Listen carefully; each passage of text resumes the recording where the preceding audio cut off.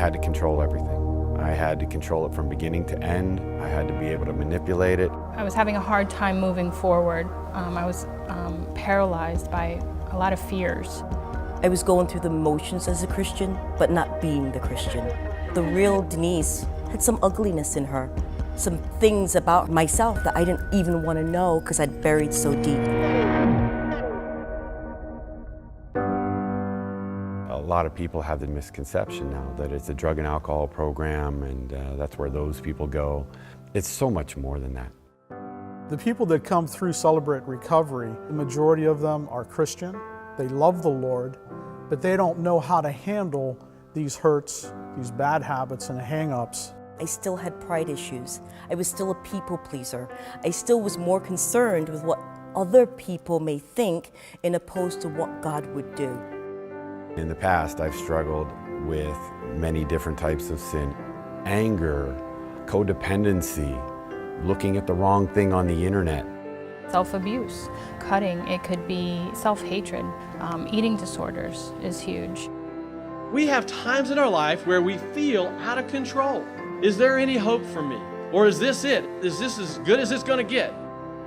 The Celebrate Recovery meeting is where I really feel that I get spiritually connected. Because I know I'm entering into a place where there's no judgment. You work on whatever those hurt habits and hang-ups that you may have, you have a chance to work on them in an isolated situation. We've seen people who came in that were so broken, so down, so hurt, and to watch the transformation is just remarkable. Thank you, you're kind. Before we start, I wanted to tell you, I'm going to talk about myself a little more than normally you would during a sermon, but I want to share with you what I've been learning over the last, especially 3.5 years, even in the last week, getting ready for this. If it's too much sandy, I apologize ahead of time. When Ryan first gave me the topic, he said it was going to be recycling pain, which I thought, once around is enough for me, really, Ryan. But then I thought about recycling, and there's a couple ways you can do it. One way is that you can take something that you normally see as, like, say, a tire, and you can do something different with it. Take it off your vehicle, tie a rope around it, hang it from a tree, and now you've got a swing, but you still see the tire. So you kind of get a different perspective. You can also make it something totally unrecognizable. You can chop it up, melt it, send it through a manufacturing process, and all of a sudden you got shoes. And you wouldn't look at the shoes and say, oh, that used to be a tire. It's something that's totally unrecognizable. So after I talked to Ryan, and then I found out that I'm doing principle number 8, and I apologize. My brain wants to say creative recovery. I know it's not that, it's Celebrate Recovery, but if I slip, you know why. Anyway, I have principle number 8, and that is, sorry if you can't see it, yield myself to God to be used to bring this good news to others, both by my example and my words. Yield is a trigger word for me. I am a stubborn woman, and those who know me know that. And so I'm going to stick with this through the entire time, but at the end I'm going to tell you that I rewrote it for myself, and I'll let you know what that is. The Beatitude is, sorry, moved too fast. Blessed are those who have been persecuted because of righteousness, for theirs is the kingdom of heaven. That threw me for a minute because persecution, yield, I had to think about it for a while, and then I realized, well, persecution brings pain. So if we're recycling pain, it can be because of persecution. And your persecution doesn't have to be physical, which is what we usually think of. It can be mental, like when someone gaslights you, lies to you, deceives you, or it can be emotional, when you're verbally abused or physically abused or sexually abused. And it can be spiritual, when you can worship here, but no, you can't serve here because you don't love the right person, or you don't have the right theology, or you don't vote what we want you to vote for. And so persecution can come in different flavors. The dictionary definition of persecution is hostility and ill treatment, especially on the basis of ethnicity, religion, sexual orientation, or political beliefs. That's probably what you expected it to be. When you look at the word that's translated persecution in Greek, it actually means pursue with intent. And like in the English dictionary where they have different nuances, so you'll have the first meaning, the second meaning, that Greek has that too. And the first meaning is actually positive. It's like when we say she's pursuing her master's, or he's pursuing a doctorate in law, or that kind of thing, where there's a pursuit of something positive. But the second meaning is negative, and it means pursuit with the intent to punish. And that's the meaning that we get from the Bible. And that's more like, it's not like, I don't like the color of your skin, so I'm not going to let you eat in my restaurant. It's more like, I don't like the color of your skin, so I'm going to snatch you off the sidewalk, throw you in an airplane, and send you to some country where you're never going to get out of prison. There's a conscious will and intent to punish. And that's the kind of persecution that Jesus went through. Jesus was pursued in order to punish him. I got to turn my page here. So our Jesus who was divine, 100% divine, God, Lord, Redeemer, Savior, he was also 100% human. Matt reminded us of that a few weeks ago. But I don't think we think about it very often, because usually when Jesus' humanity is coming out, there's something really important spiritually, like when he gets angry in the temple because of the merchants. We're understanding that he's fulfilling a prophecy, and we think about it from a spiritual perspective. But Jesus was 100% human. He experienced everything we did. Like, he breathed the same air. He got his feet dirty when he walked through the desert in sandals. He was hungry. He was thirsty. He was tired. Jesus had to go to the bathroom. Sorry if you hadn't thought of that, but Jesus was an actual human being we could have pinched if we were there at the same time. And so all of those experiences means he also felt every feeling that we had, every single thing. He had siblings who mocked him, and he had religious leaders who accused him of being a liar and a blasphemer and possessed by the devil in front of his disciples and all the people that were traveling with him. It wasn't like they pulled him aside and said, "Hey, geez, that stuff's not really good. Let's not talk about that." No, they accused him and they attacked him in public. And so he knew the humiliation. He had 12 men that he spent 3 years with, and one sold him out to people who were going to beat him and murder him. The other 11 deserted him and left him in the most desperate time of his life. They left him alone when they should have been having his back and loving him. And so Jesus knows the feelings that we have. He knew anger. He knew joy when his disciples were sent out and they came back so excited because of what God was doing. Jesus was joyful for them. He was terrified in the Garden of Gethsemane when he was praying, because he knew what was going to happen to him, and he actually sweat blood. That was a human thing that happened, not a spiritual thing. So, and Jesus also grieved. If you remember Lazarus and Mary and Martha, Lazarus is sick. They send for him. Jesus doesn't go. And then Jesus later goes and says, "I got to go wake Lazarus up. He's dead. I got to go raise him from the dead." And as he heads back to Bethany, Martha comes charging to him. "Lord, if you'd been here, he wouldn't have had to die." That wasn't a statement of fact. That was more like, "Jesus, where were you? You've been gallivanting all over Galilee, healing all these people, and we asked for you and you didn't come." And so Jesus, understanding her panic and her agony, he calms her down and he has a conversation with her. He says, "You remember, I'm the resurrection and the life. Your brother will rise again." And he brings her to a point where she says, "Yes, I believe you're the Christ. You came to give us eternal life." And then she runs off to get Mary. And that should be the next. Let's read what they say when she goes. She went and got Mary and said, "Mary, the teacher's looking for you." And it says, when Mary reached the place where Jesus was and saw him, she fell at his feet and said, Lord, if you had been here, my brother would not have died. Again, not a statement of fact. She was emoting. She was in agony. When Jesus saw her weeping, and the Jews who had come along with her also weeping, he was deeply moved in spirit and troubled. My translation, which isn't up here, says, he groaned within himself and yielded to his turmoil. Where have you laid him, he asked. Come and see, Lord, they replied, and Jesus wept. Jesus wasn't weeping because that Lazarus was dead. He knew he was going to raise him. He had already said that. He was weeping with Mary and Martha. He felt their pain and their agony. And so he was empathizing with them. He was emoting with them. When I was a freshman in college, my father died. And it was very difficult for me. It was 1969, probably before most of you were born. And it was at the peak of the Vietnamese War.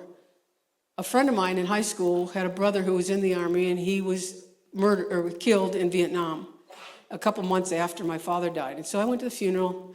It was a typical Catholic funeral at the time. Everybody gets seated. The pallbearers bring the casket in, put it down right in front of the altar, and then the family comes in and sits at the front pews right by the casket. Well, we all sat down. The pallbearers did their thing, and nothing. Silence. Probably only for 30 or 40 seconds, but it seemed like forever because there's just nothing happening. And then the big, heavy wooden doors from the vestibule to the church proper squeaked open, and all you heard was Ken's mom wailing. It echoed through the church. Not my baby, not my baby. It still gives me goosebumps to this day. Then when the family started down the aisle, her other son had his arm under her arm, husband had an arm under here, and I thought they were helping her walk. But as they went by me, her feet were dragging, her knees were almost touching the ground. She was wailing, not my baby, not my baby. I was groaning with her. I felt her pain. I knew that agony because I'd just gone through it. And so I was empathizing with her. I think that's what Jesus was doing with Mary and Martha. He felt their agony. He was groaning with them. And I really believe that that's what he does with us. Jesus groans when you are hurting. He is agonizing with you because he's felt it. He's been there where you have been. He's experienced it all and he's felt it all. So, sorry.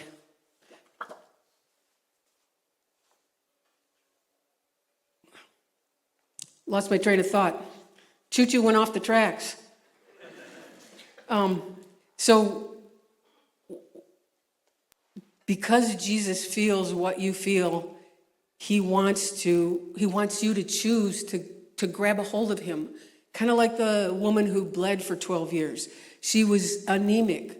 She was weak. She was unclean. She shouldn't have even been in the crowd, but she was going to grab a hold of his garment.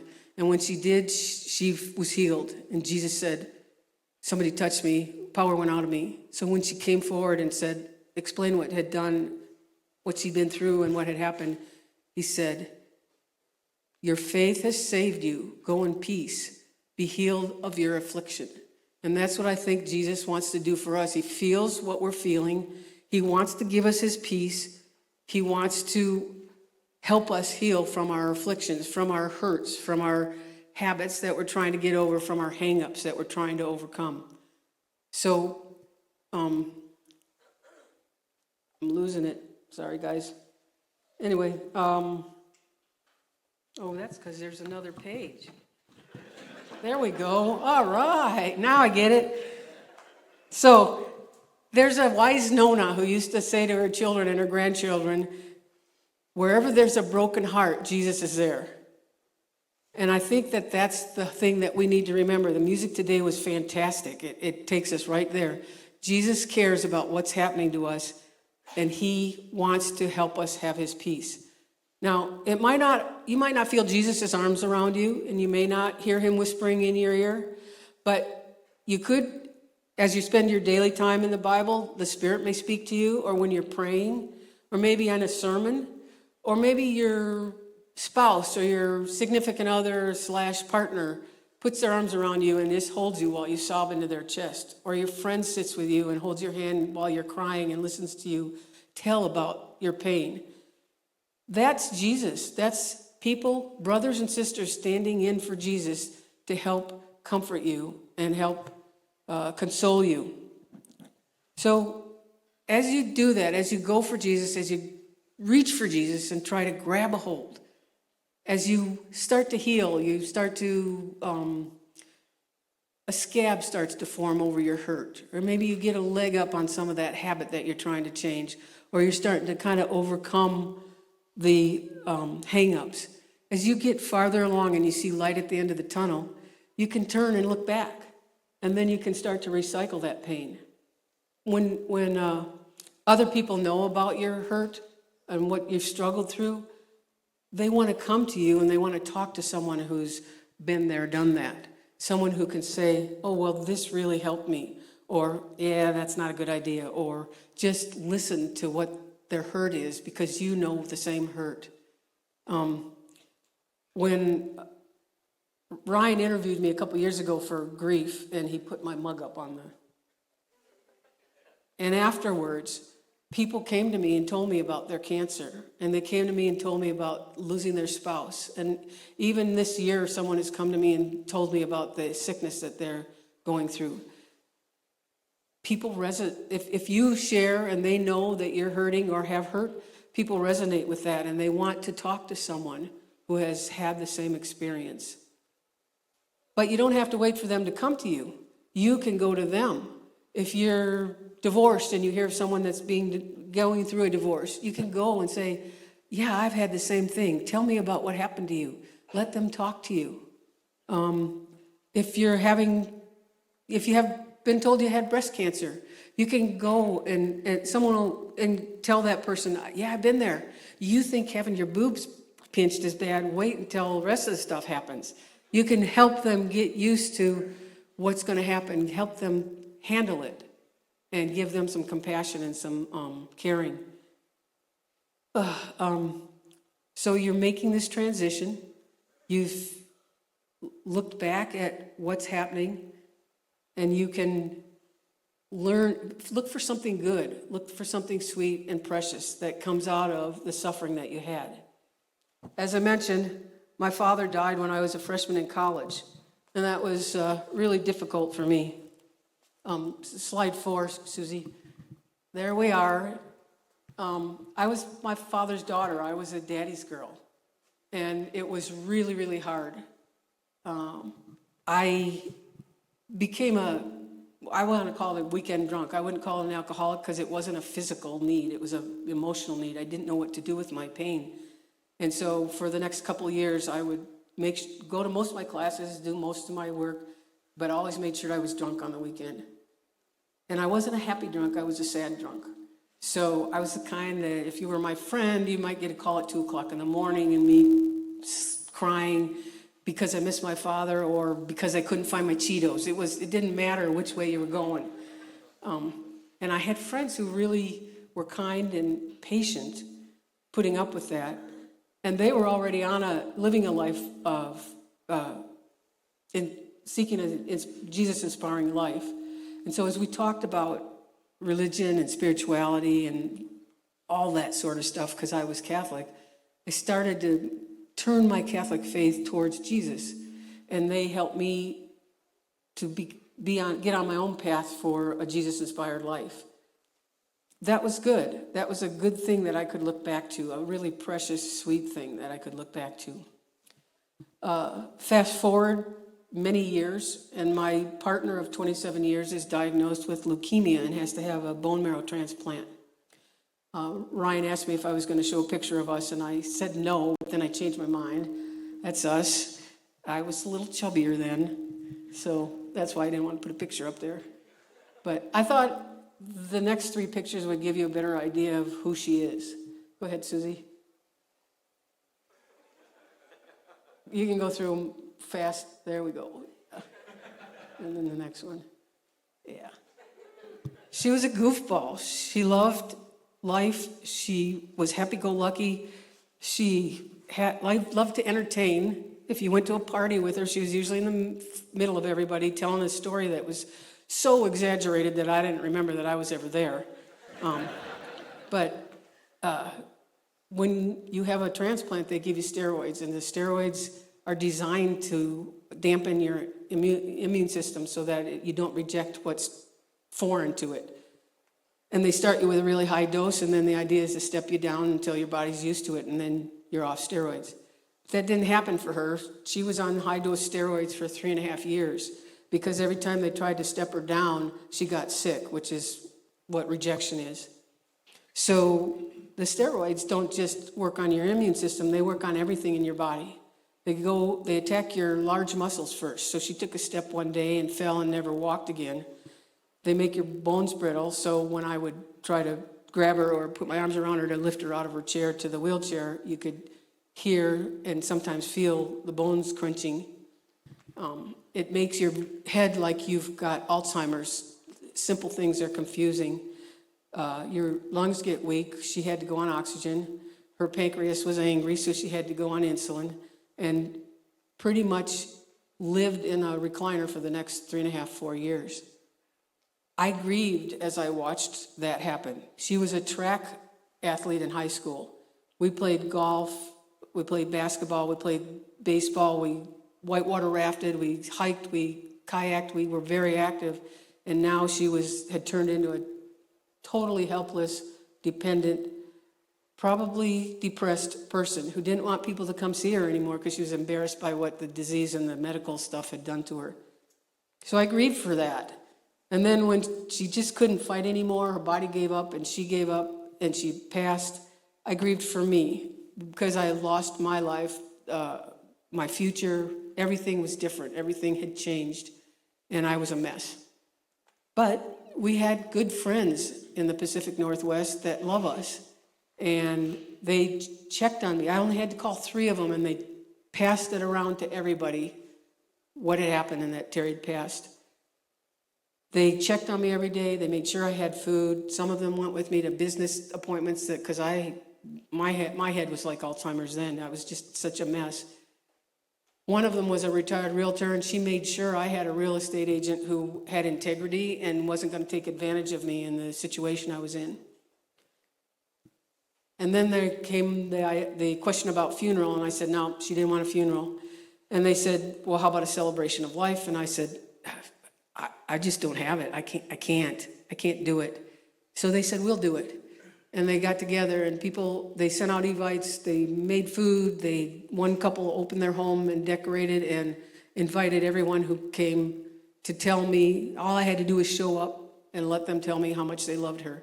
And that was a very good thing. I would not have had that kind of love towards me if she hadn't passed and if she hadn't suffered. So that was a precious and sweet thing. And then when I got down here to Arizona, if you've ever grieved, you know that nighttime is the absolute worst time. And one night I was having a horrible, horrible time. And I was crying and sobbing, and I said, Lord, I can't do this. I'm on the edge, and I don't know how to keep from going over the edge. I need help. And the next day I started looking for a therapist. And I found a group that they were affirming, and they would see me in person, which was important to me. And I looked at the 10 or 12 of them. I like to tell you that I was very spiritual and prayed about who I should see, but I picked the cheapest one. But God's hand was in that because this amazing woman loves Jesus. And her only goal in her practice is to glorify God. Those are her words, not mine. And she has incredible wisdom, which has helped me to grow emotionally, mentally, and spiritually, because I don't think you can separate all that stuff.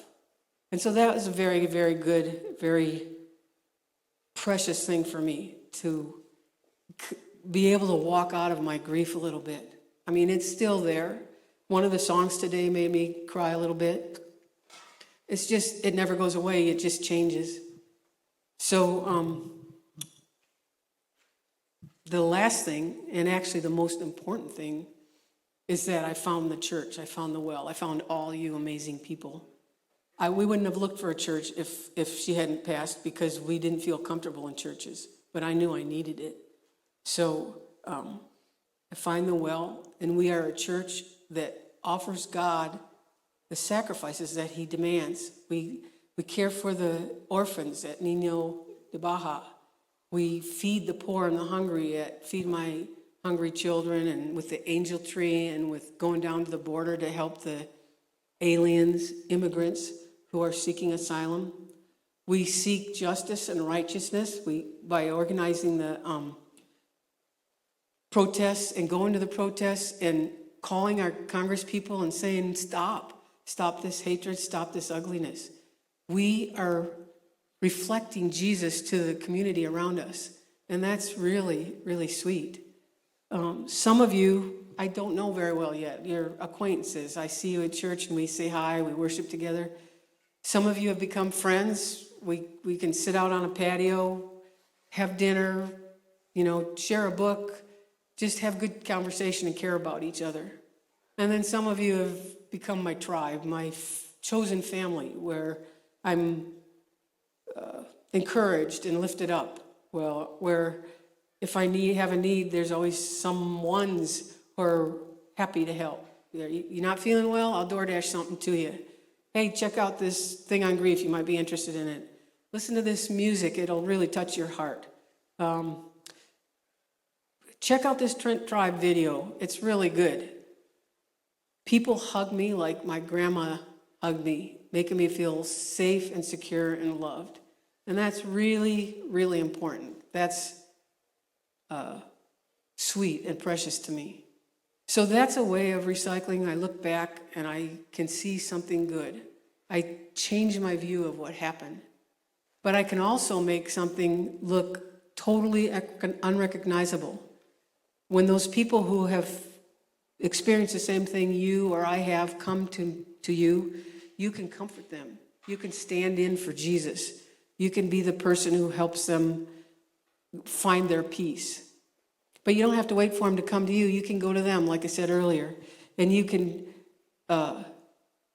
again, be the person that stands in for Jesus, that helps to bring them to a place where they're able to breathe again, where they're able to see the light, where they're able to feel like they're turning around. Jesus was the goat of recycling, greatest of all time. He came to earth as divine. I'm going to trip myself yet. By the way, thank you for whoever cleaned this out. If you know me, my foot drags. I trip over the lines in the parking lot, so I appreciate this. Jesus came to life, a divine God came down here as a human, and he experienced everything that we experience. And he was tortured, and he was murdered unjustly and buried. But he rose, and he ascended into heaven, and he sits at the right hand of the Father, and someday every knee will bow and every tongue will confess that he's Lord. And so that's a way different view from when he was hanging on a cross. Also, he's turned that into something totally unrecognizable from his suffering. He gave us redemption, salvation. We're adopted as children of God. So he's turned it into caring and compassion and love. And so Jesus is the goat of recycling. Actually think that he's modeling Principle 8 for us. I don't have it up there, but he yielded himself to God and came down here. And he lived a life, he suffered, he was crucified for us. He let his words and his life bring the good news to us so that we could be children of God. So he modeled Principle 8, but he also modeled all of the principles, I think, all the Beatitudes. He starts with the kingdom of, blessed are the poor in spirit, for they, in the kingdom of heaven is theirs. Poor in spirit, on one of the footnotes that I read, means not spiritually arrogant, which seems like an oxymoron, but he was poor in spirit. He was meek. He was humble. He was pure in heart. He wanted righteousness and justice. He hungered for righteousness and justice. He was merciful and he was forgiving. He was all of those Beatitudes that are part of CR. At the end, blessed are those who have been persecuted, for theirs is the kingdom of heaven. So he gives us a kingdom of heaven sandwich, kind of like an Oreo. We got kingdom of heaven for the poor in spirit, kingdom of heaven for those who are persecuted, and in between is all that good cream of meek, humble, pure in heart, righteous. And Jesus is saying, follow me, you can have the kingdom of heaven in you. This is it. Here's how to get it. And if you've got it in you, then it can come down. It's here on earth. We can bring it here to earth by the way that we follow Jesus. So he modeled all of the Beatitudes that are part of CR. Okay, time to turn the page again. Oh, that's why I forgot. So I've noticed that when people are given their mini-moni, they give a passage or a scripture verse that's important to them. And so I thought I'd share something like that with you. One of the verses that I've gone back to over and over and over again in the last 3 years is out of Psalm 138. David's praying to God, and he says, on the day I called, you answered me. I think I have that, yeah. You made me bold with strength in my soul. Not bold out here, but bold in here. And then a little later in that psalm, he says, the Lord will accomplish what concerns me. And I go back to that over and over and over again. I was there last night because for some reason, I was telling somebody today, I don't know if I believe in the devil or not, but I felt like I was being attacked this week. By Friday, I was like, I need to change the whole sermon. And it's a little late for that. And so last night I was praying, and I was back at this, and I'm in the middle of my prayers. I get a text from a friend that says, you got this. And so to me, that was standing in for Jesus. God was answering to me and gave me the confidence that I needed to stick with what I was doing instead of trying to change it.